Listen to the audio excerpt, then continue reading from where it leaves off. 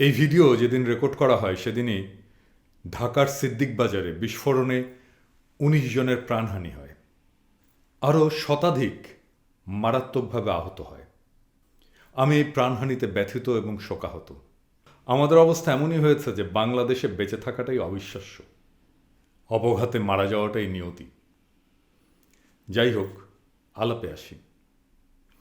আপনারা হয়তো ভুলে যাননি যে গত বছর 18ই মে এই অবৈধ ফ্যাসিস্ট হাসিনা প্রকাশ্যে বলেছিল যে নোবেল বিজয়ী অর্থনীতিবিদ ডক্টর ইউনূস পদ্মা সেতুর টাকা বন্ধ করেছিলেন, যার জন্যে তাকে পদ্মা নদীতে 2টা চুবানি দিয়ে সেতুতে তুলে দেওয়া উচিত, তাহলে যদি শিক্ষা হয়।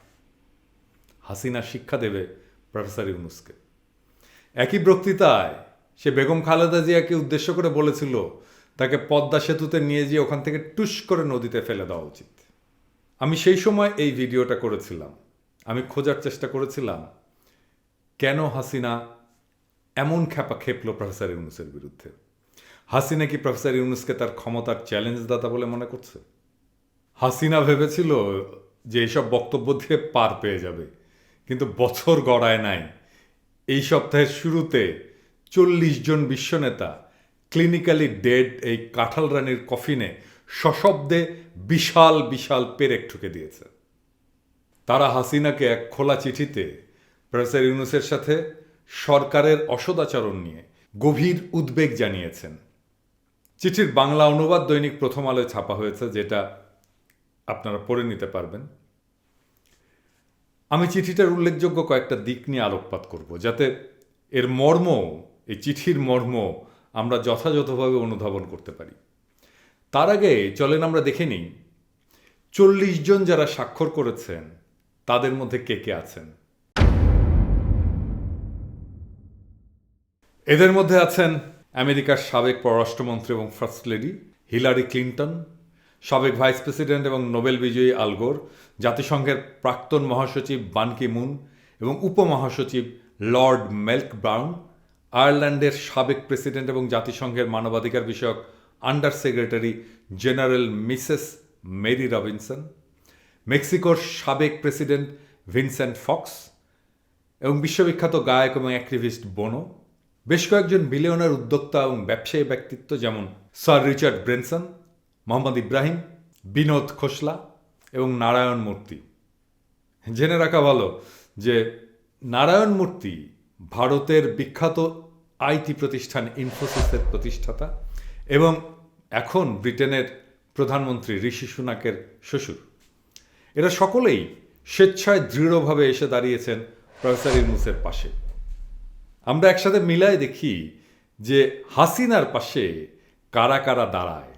তার অপশাসনের কালে সবচেয়ে বড় কর্মসূচি ছিল মুজিব বর্ষ।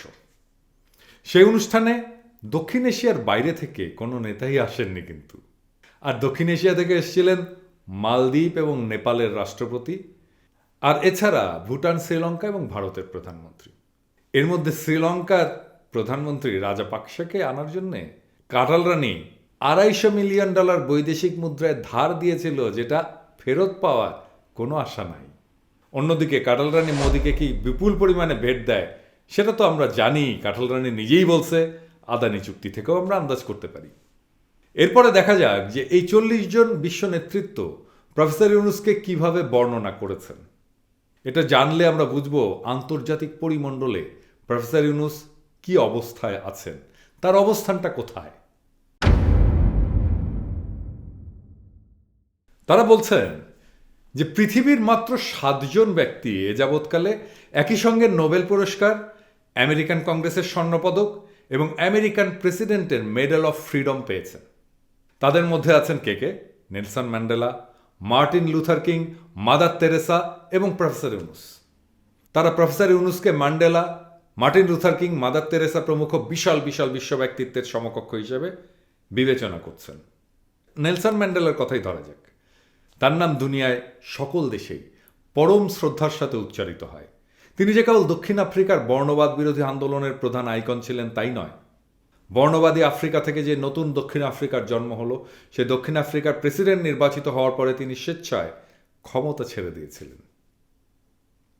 অন্যদিকে দক্ষিণ এশিয়ার বাইরে শেখ মুজিবকে কি কেউ চেনে? কেউ চেনে না। তিনি মুক্তিযুদ্ধের প্রথম প্রহরেই স্বেচ্ছায় পাকিস্তানিদের কাছে আত্মসমর্পণ করেছিলেন। মুক্তিযুদ্ধের পরে দেশে এসে তিনি শুধুমাত্র ক্ষমতার মসনদে বসে যাননি, আমৃত্যু ক্ষমতা থাকার উদগ্র বাসনায় জঘন্য বাকশালী একনায়কতন্ত্র কায়েম করেছিলেন। এসব কারণে বিশ্ব জনতার মানসপটে মুজিবের কোনো অবস্থানই তৈরি হয়নি। মুজিবকে কেউ চেনে না। আর ম্যান্ডেলা বিশ্বনন্দিত। এই খোলা চিঠির স্বাক্ষরকারী বিশ্ব নেতারা এভাবেই হাসিনাকে বার্তা দিয়েছে যে প্রফেসর ইউনূসকে তারা তার বাপ মুজিবের চাইতে অনেক উপরে স্থান দেন। এরপরে আসেন আমরা চিঠির স্টাইল নিয়ে আলোচনা করি। যে কোনো চিঠির টোন খুবই গুরুত্বপূর্ণ। স্বাক্ষরকারীদের অনেকেই পৃথিবীর প্রথম কাতারের কূটনীতিবিদদের দায়িত্ব পালন করেছেন। সাধারণত কূটনৈতিক পত্রাবলিতে কিছু ফর্মালিটি মেনটেন করা হয়। যেমন ধরেন, কূটনৈতিক চিঠিতে প্রাপকের প্রতি গ্রিটিংস বা শুভেচ্ছা কিংবা কমপ্লিমেন্ট বা প্রশংসা দিয়ে শুরু করা হয়।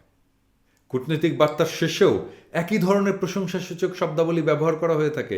এটাই রীতি।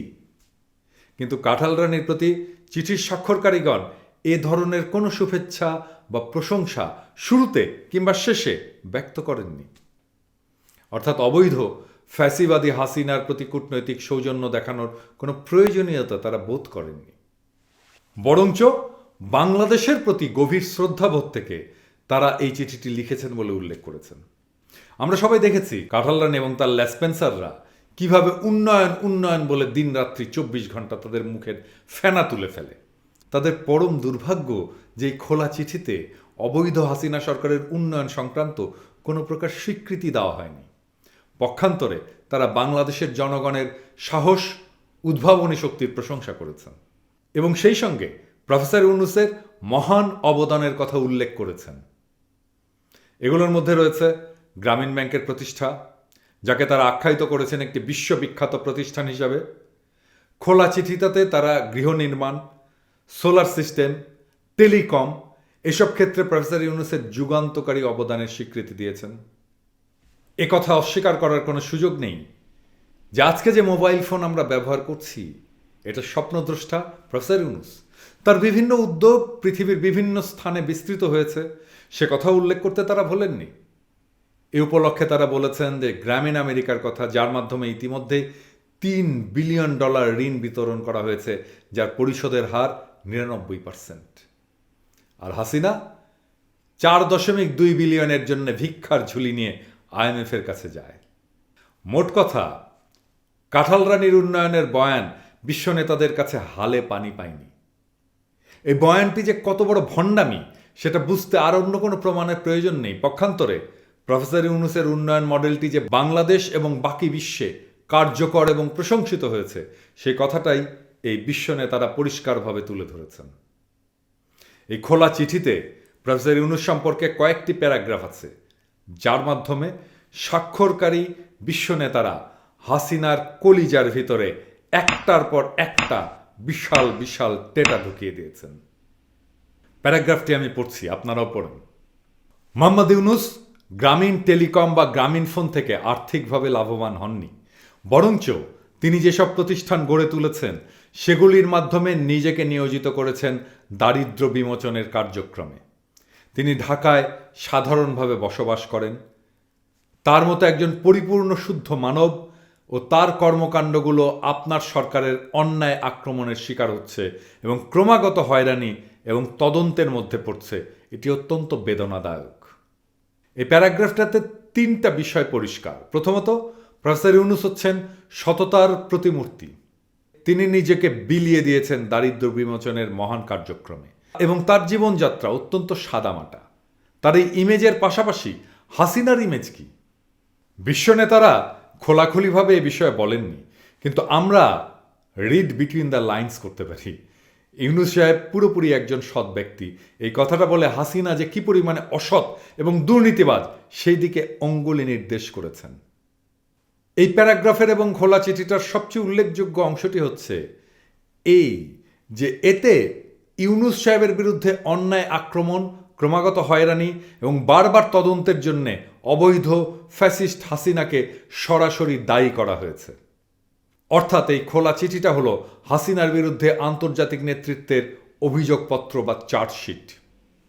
হাসিনা এবং তার অবৈধ সরকারের বিরুদ্ধে এই খোলা চিঠিতে আরও একাধিক অভিযোগ আনা হয়েছে। প্রথমত, বাংলাদেশের চিরায়ত সামাজিক উদ্যোক্তাদের প্রস্ফুটিত করার যে পরিবেশ সেটাই সরকার ধ্বংস করে দিয়েছে। দ্বিতীয়ত, একটি প্রাণবন্ত নাগরিক সমাজকে লালন করার যে মডেল বাংলাদেশ অন্যান্য উন্নয়নশীল দেশগুলোর কাছে উপস্থাপিত করেছিল, হাসিনার দুর্নীতিবাজ অবৈধ সরকার সেটিকে উপড়ে ফেলেছে। তৃতীয়ত, হাসিনা এবং তার অবৈধ সরকার প্রফেসর ইউনূসকে যে শুধুমাত্র লাগাতার হয়রানি করেছে তাই নয়, তার নিরাপত্তাকেও বিপন্ন করেছে। এর আগে বাংলাদেশের কোনো সরকার বা সরকার প্রধানকে আন্তর্জাতিক নেতৃত্ব এইভাবে কাঠগড়ায় দাঁড় করায়নি। ফ্যাসিস্ট হাসিনা ও তার দলবল এখন আন্তর্জাতিক নেতৃত্বের কাছে চিহ্নিত হয়েছে চরম অপরাধী হিসাবে। চিঠির শেষ দিকে বিশ্বনেতারা অবশ্য হাসিনাকে একটা সেফ এক্সিটের পথ বাতলে দিয়েছেন। সেটা হচ্ছে দেশ ও বিশ্বের জন্য আরও ভালো কিছু করতে প্রফেসর ইউনূসের শক্তিকে কাজে লাগানোর সুযোগ করে দেওয়া, যার মাধ্যমে বাংলাদেশ সারা বিশ্বের কাছে উন্নয়নের একটি রোল মডেল হিসেবে ফিরে আসতে পারবে। তার মানে হাসিনা যে উন্নয়নের রোল মডেল বলে বাংলাদেশকে, এইটা মিথ্যা কথা।